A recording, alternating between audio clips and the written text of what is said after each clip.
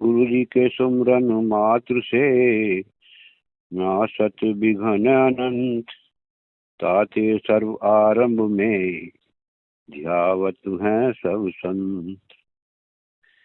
आप सभी प्रभु भक्तों का कृष्ण कबीरा चैनल पर स्वागत है। आइए जानते हैं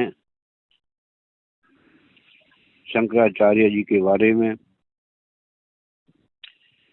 दक्षिण भारत केरल प्रदेश में पूर्णा नदी के तट पर स्थिति कालंदी नामक गांव में पिता शिव गुरु एवं माता सुभद्रा जी के कोख से संवत 845 तदनुसार सन 778 वैशाख शुक्ल पंचमी को श्री शंकराचार्य जी का प्रादुर्भाव हुआ। माता पिता की तपस्या से प्रसन्न होकर स्वयं भगवान शिव भी बालक बनकर आए।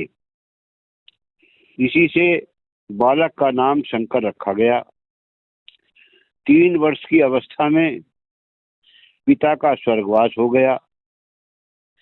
5 वर्ष की अवस्था में यज्ञोपवीत संस्कार होने के बाद 7 वर्ष की अवस्था में संपूर्ण वेद वेदांगों का अध्ययन करके ये घर लौट कर आए। गुरुकुल में रहते हुए एक दिन दरिद्र ब्राह्मणी के यहाँ भिक्षा के लिए गए, लेकिन उसके पास कुछ भी नहीं था। तब श्री लक्ष्मी कनकधारा स्तोत्र द्वारा श्री लक्ष्मी जी की स्तुति करके ब्राह्मणी का घर लक्ष्मी से परिपूर्ण कर दिया। आप माता में विशेष भाव रखते थे। विद्या प्राप्ति के बाद आपको विवेक प्राप्त हो गया था, अतः संन्यास लेने के लिए माँ से आज्ञा मांगी। इकलौता पुत्र होने से एकमात्र माँ के यही आधार थे, अतः वात्सल्य भाव से आपको संन्यास की आज्ञा नहीं दी। एक दिन आप पूर्णा नदी में माँ के साथ स्नान करने गए। नदी में मगर ने शंकर का पैर पकड़ लिया। माँ रोने लगी। तब शंकर ने कहा कि मगर कह रहा है कि यदि माँ सन्यास की आज्ञा दे दे तो मैं छोड़ दूंगा। यह इन्हीं की लीला थी। माँ ने सन्यास के लिए आज्ञा दे दी। घर आकर सन्यास के लिए माँ से अनुमति मांगी तो माँ का हृदय उमड़ पड़ा और रोती हुई बोली, बेटा शंकर, मेरे मरने के बाद अंतिम संस्कार कौन करेगा? शंकर ने कहा, मैं ही करूंगा। माँ बोली, ठीक है, तू सन्यासी हो जा, लेकिन एक बार फिर बीच में अपनी जननी का दर्शन करवाना। माँ से विदा होकर श्री नर्मदा तट पर विराजमान श्री गोविंद भगवत पादाचार्य जी से विधि पूर्वक संन्यास की दीक्षा ली।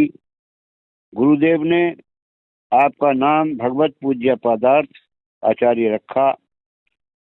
कुछ काल तक गुरुदेव की सेवा करके उनकी आज्ञा से काशीपुरी आए और वेदांत सूत्रों का भाष्य लिखा। स्वयं वेद व्यास जी एक ब्राह्मण का रूप धरकर शास्त्रार्थ किया। समुचित उत्तर न देने पर श्री शंकराचार्य ने अपने शिष्य पद्माचार्य जी से बोले कि इस ब्राह्मण को हटाओ। सिद्ध पद्माचार्य ने पहचान लिया कि ये साक्षात भगवान शंकर हैं और ब्राह्मण रूप में वेद व्यास जी साक्षात नारायण हैं। एक बार कुत्तों से बचने के लिए श्री गंगा जी की ओर भागे। कुतर्कियों ने कहा कि शरीर अनित्य है, तो फिर क्यों मरने के भय से भाग रहे हो? श्री शंकराचार्य ने कहा, मेरा भागना भी अनित्य है। एक बार भगवान विश्वनाथ जी ने चांडाल रूप में दर्शन देकर कहा, गंगा गढ़ी बार में चंद्र बिंब दर्शाए, उनमें ऊंचो नीच को यह महोदेव बताए। आप श्री शिव जी को पहचान कर चरणों में गिर पड़े। और छुआछूत का भाव त्याग दिया। श्री शिव जी ने ग्रंथ लिखने एवं दिग्विजय धर्म पूर्वक प्रचार की आज्ञा दी।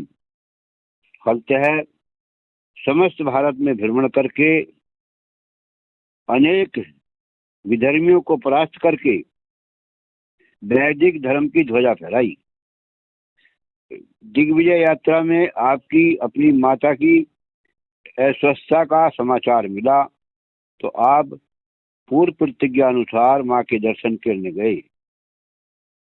माँ ने कहा, शंकर, तूने उपदेश के बड़े बड़े ग्रंथ लिखे हैं, मुझे भी तो कुछ सुना। शंकराचार्य ने माता को तत्वबोध नाम का ग्रंथ सुनाया। माँ ने कहा कि मैं यह कुछ नहीं जानती हूँ, तुम मुझे कृष्ण स्तुति सुनाओ। तब उसी समय तुरंत रचना करके श्री कृष्णाष्टक सुनाया। माँ भगवान के चरणों का ध्यान करती हुई भगवत धाम को चली गई। श्री शंकराचार्य जी विधि विधान पूर्वक अंतिम संस्कार किया। आपने मातृ भक्ति का परम आदेश स्थापित किया। तत्पश्चात पुनः धर्म प्रचारार्थ निकल पड़े। महिष्मती नगरी में मीमांसा आचार्य श्री मंडन मिश्र से प्रस्थानपुर में श्री प्रभाकराचार्य से तक्षशिला में बोधाचार्यों से एवं कामरूप में शक्तिमदवादियों से विश्व के इतिहास में प्रसिद्ध शास्त्रार्थ किया। उग्र भैरव नाम का कापालिक आपने यंत्र मंत्र तंत्र एवं षड्यंत्रों से श्री आचार्य को वशीभूत करना चाहा, लेकिन भगवत कृपा से तांत्रिक कुछ भी नहीं कर सका। तब विनम्र होकर श्री आचार्य जी को सेवा करने प्रसन्न किया और वरदान में अपने कार्य की सिद्धि के लिए देवी को बलि देने के लिए मस्तक मांगा। श्री शंकराचार्य जी मस्तक देने को तैयार हो गए। कापालिक हाथ में तलवार लेकर समाधिस्थ श्री आचार्य जी के मस्तक को जिस समय काटने के लिए तैयार हुआ, उसी समय नरसिंह भगवान ने आदेश एवं आवेश देकर इनके पट शिष्य पद्माचार्य जी को भेजा। तत्काल घटना स्थल में आकर उसी की तलवार छीनकर कापालिक को ही मार डाला। ऐसे अनेक संकटों को पार करते हुए उत्तराखंड में श्री बद्रीनारायण भगवान की मूर्ति को तिब्बती लोगों को ले जाने पर स्वयं अनेक शिष्य मंडली लेकर अलौकिक प्रभाव से मूर्ति को लेकर पुनः बद्री का आश्रम में स्थापित किया। आपके ऐसे अनेक चरित्र हैं। यहाँ कुछ मुख्य प्रसंगों का स्मरण करते हैं, जैसे गूंगे को वाणी दान, मृतक को जीवन दान, अज्ञानी को ज्ञान दान आदि आपके जीवन की सामान्य घटनाएं हैं। एक बार आपकी अद्भुत प्रतिष्ठा को देखकर कुछ मनमुखी लोग साथ में रहने लगे। अतः उनकी परीक्षा के लिए मार्ग में प्यास लगने पर सर्वम खलविदम ब्रह्म मानकर जल की जगह मदिरा पान कर लिया। जो विचारवान शिष्य थे वे लोग मदपान नहीं किया, क्योंकि समर्थ गुरु की बराबरी नहीं करनी चाहिए। यथा जैसे समर्थ कह नहीं दोष गुसाई, रवि पावक सुरसरी की नाई। परंतु जो मनमुखी थे वे लोग मदिरा का पान किया। आगे चलकर श्री शंकराचार्य जी ने ब्रह्म भाव से खोलते हुए कांच का भी पान कर लिया। तब असमर्थ अविवी के लोग चरणों में गिर पड़े। श्री आचार्य जी ने कहा, तुम लोग मिथ्या ज्ञानी, मिथ्याचारी एवं ब्रह्म ज्ञान का स्वांग करके मदपान किया है, जिसका कोई प्रायश्चित नहीं है। तुम सब वाम मार्गी हो। आगे चलकर अद्वैत मार्ग से हटकर इन्होंने वाम मार्ग चलाया। दिग्विजय यात्रा में जहां तहां अनेक मठ मंदिरों की स्थापना की। अधर्म प्रधान कलयुग में वैदिक धर्म के रक्षक श्री शंकराचार्य का अवतार हुआ। आप भगवान शंकर के अवतार थे। कलयुग धर्म की हानि करके अधर्म को बढ़ावा देता है। बताया है, दया स्वर्ग उठ गई, धर्म धस गयो धरनी में, पुण्य गयो पाताल, पाप भयो बरन बरन में, प्रीत रीत सब गई वैर, भयो घर घर भारी, आपन आपन परी, जीते जग में नर नारी। कबीराज कहत सांची सवे, निपट पलट समय गयो, रे नर निरंज सुन कान दे, अप्रत्यक्ष कलयुग भयो। ईश्वर को न मानकर संसार के सुख भोगों को ही सर्वस्व समझना।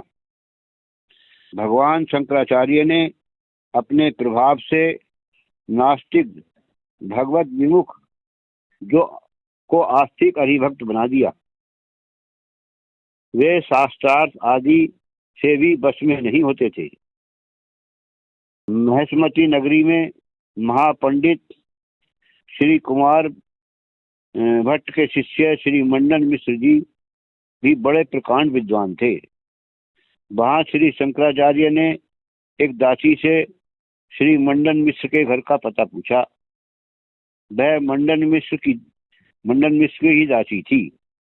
उसने श्लोक में उत्तर दिया, स्वतः प्रमाणम परतः प्रमाणम वीरांगना यत्र ग्रो ग्रंथि, द्वार स्थिर दांतर सन्निधुर्धा जानही, तन मंडन मिश्र धाम। यानी जिसके द्वार पर पिंजरे में बैठा तोता और मैना यह चर्चा करते हो कि वेद स्वयं प्रमाण है अथवा दूसरे प्रमाणों से प्रमाणित हैं, उसी को आप मंडन मिश्र का घर मत समझिए। इस प्रकार के वचन सुनकर श्री आचार्य जी ने विचार किया कि जिसकी दासी इतनी विद्वान है और पक्षी तत्व की चर्चा करते हैं, अतः अवश्य ही मंडन मिश्र से मिलना चाहिए। श्री शंकराचार्य जी और मंडन मिश्र का शास्त्रार्थ विश्व का सबसे बड़ा शास्त्रार्थ है। शर्त ये थी कि जो शास्त्रार्थ में हारेगा वो विजयी पंडित का शिष्य बन जाएगा। तब एक बार दिग्विजय करते हुए प्रतिपक्षी विद्वान मंडन श्री से आपका शास्त्रार्थ हुआ। मिश्र जी की पत्नी भारती परम विदुषी थी। वह मध्यस्थ बनी। शास्त्रार्थ में शंकराचार्य जी ने मिश्र जी को हरा दिया। तब भारती जी ने कहा कि मुझ अर्धांगिनी को हराए बिना आप विजयी नहीं हो सकते। तब आपने भारती जी से शास्त्रार्थ किया। उसने रति शास्त्र यानी काम शास्त्र संबंधी प्रश्न किए। आप बाल सन्यासी थे, बाल ब्रह्मचारी, अतः आपको उसका अनुभव नहीं था। तब आपने 6 मास की अवधि मांगी और प्रधान शिष्य के साथ उत्तराखंड में जाकर कहा कि मैं इस शरीर को त्याग करके जाता हूँ, आप मेरे शरीर को सुरक्षित रखना। मैं अमरूक राजा जो अभी मर गया है उसके शरीर में प्रवेश करके श्रृंगार रस का अध्ययन एवं अनुभव करूंगा। मुझे वहां से आने में मोहवश यदि विलंब हो तो मोह मुद्गर ग्रंथ के श्लोकों को सुनाना। तब मैं उस देह के मोह को त्याग कर उसे छोड़ दूंगा। आपने ऐसा ही किया। मृतक राजा के जीवित हो जाने से रानी आदि सभी लोग प्रसन्न हुए। आप वहां रहकर कामशास्त्र का अध्ययन करने लगे। श्री शंकराचार्य जी की रचित मोहम्मदगढ़ ग्रंथ के प्रत्येक श्लोक सांसारिक मोह ममता पर मुद्गरवत प्रहार करते हैं। हे मित्रों, यहाँ कौन तुम्हारी स्त्री है और कौन तुम्हारा पुत्र, यह संसार तो अति विचित्र है। अर्थात यहाँ कोई किसी का नहीं है। तुम किसके हो और कहाँ से आए हो? अर्थात हम सब ईश्वर के अंश हैं, ईश्वर के समीप से आए हैं और ईश्वर के भजन के लिए ही आए हैं। इस तत्व का सदा चिंतन करो। शिष्यगण आचार्य के प्राणहीन शरीर की रक्षा करते हुए प्रतीक्षा करने लगे। निश्चित समय के बीतने पर भी जब आचार्य जी नहीं लौटे तो शिष्यों ने अनुमान कर दिया कि उन्हें उस राज शरीर में स्नेह हो गया। तब गायक बनकर शिष्य लोगों ने राजभवन में प्रवेश किया और गायन के साथ मोहम्मदगर मुदगर के श्लोक सुनाए। शिष्यों को विदा करके आपने राज देह का त्याग कर दिया और अपना शरीर फिर ग्रहण कर लिया। फिर भारती के पास जाकर उसे उत्तर दिया और शास्त्रार्थ में हराया। मंडन मिश्र समेत उसे शिष्य बनाकर अद्वैत मतामली बनाया। फिर मंडन मिश्र ने आचार्य से संन्यास दीक्षा ग्रहण कर ली और सुरेश्वरानंद नाम से प्रसिद्ध हुए। भगवान शंकर के अवतार श्री आचार्य जी देह देह में आसक्त हो गए थे, तो साधारण प्राणियों की तो बात ही क्या है, गिनती ही क्या है। एक राजा ने ज्योतिषी से अगले जन्म की बात पूछी तो ज्योतिषी ने कहा कि आपको शुकर योनि मिलेगी। राजा ने पुत्रों से कहा, मुझे शुकर बनने पर मार देना। शुकर बनने पर ज्योतिषी से पूछा, उसी शुकर को मारना चाहा, लेकिन शुकर ने कहा, मुझे मत मारो, मुझे स्वर्ग से बढ़कर भी यहाँ सुख है। यह माया मोह की प्रबलता है।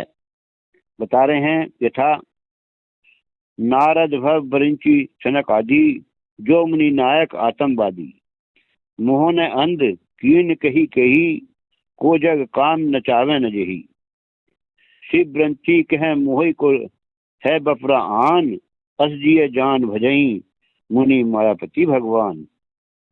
कबीरदास जी कहते हैं,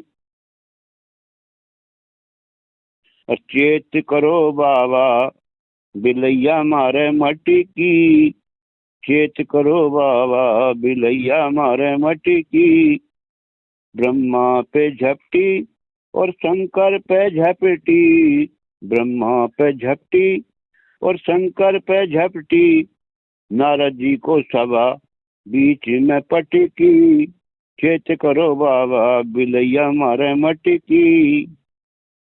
श्रृंगी के भृंगी कर डारी दुर्वासा के मन ही मन खटकी, और श्रृंगी के भृंगी कर डारी दुर्वासा के मन ही मन खटकी, ज्ञानी पे झपटी और ध्यानी पे झपटी, ज्ञानी पे झपटी और ध्यानी पे झपटी, पंडित जी के पुराण ले 68 की, पंडित जी के पुराण ले 60 की, चेत करो बाबा बिलैया मारे मटकी। कहत कबीर एक दिन मोह पे झपटी, कहत कबीर एक दिन मोह पे झपटी, काशी से लेके मगर बीच पटकी, काशी से लेके मगर बीच पटकी, सतगुरु शरण नाम की आशा, सतगुरु शरण नाम की आशा, तिनकी और कबू नहीं डटकी, चेत करो बाबा बिलैया मारे मटकी। तब राजा के शरीर में आविष्ट श्री शंकराचार्य ने कहा कि सोहंग अस्मि सोहंग अस्मि सोहंग अस्मि। ऐसा सुनकर श्री शंकराचार्य जी केवल ज्ञानी ही नहीं परम भक्ति भी थे। आपने सदग्रंथों में भक्ति का खूब वर्णन किया। भोगरत तपस्वी एवं प्रपंचरत सन्यासी को देखकर भक्ति का उपदेश भी करते थे। कह रहे हैं, अरे मूढ़ मते गोविंद को भज, मृत्यु निकट आने पर यह डंका मारेगी। आदि व्याकरण के धातु सूत्र तुम्हारी रक्षा नहीं करेंगे, तुम्हारे अंग शिथिल हो जाएंगे, सिर के बाल सफेद हो जाएंगे, मुंह के दांत टूट जाएंगे, तू अत्यंत बद्ध हो गया, हाथ में पकड़ा दंड कांप रहा है, तब भी आशा तृष्णा का त्याग नहीं करता। भक्ति से भगवान वश में हो जाते हैं। भक्ति अवश्य ही वश करी, अतः सहज में किसी को भक्ति नहीं देते। भक्ति से भगवान पराधीन हो जाते हैं। फलस्वरूप भक्ति को छिपाने के लिए भगवान ने ऐसा किया। फिर जब भक्ति लोप होने लगती है तो पुनः आचार्य से भक्ति का प्रचार कराते हैं। जो संत गंभीर एवं धैर्यवान थे वे मायावाद से बचकर भक्ति में ही लगे रहे, क्योंकि सीम की चाप सकई को तासु, बड़ रखवार रमापति जासु। तो इस तरह से बताया है कि भक्ति ही सबसे बड़ा साधन है, जो कि जप और तप, यज्ञ और हवन सबसे आगे है। इसके बिना काम नहीं चलेगा। इसलिए विचार करें।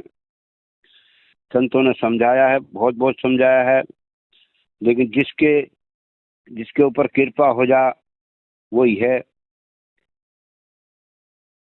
सच्चाई।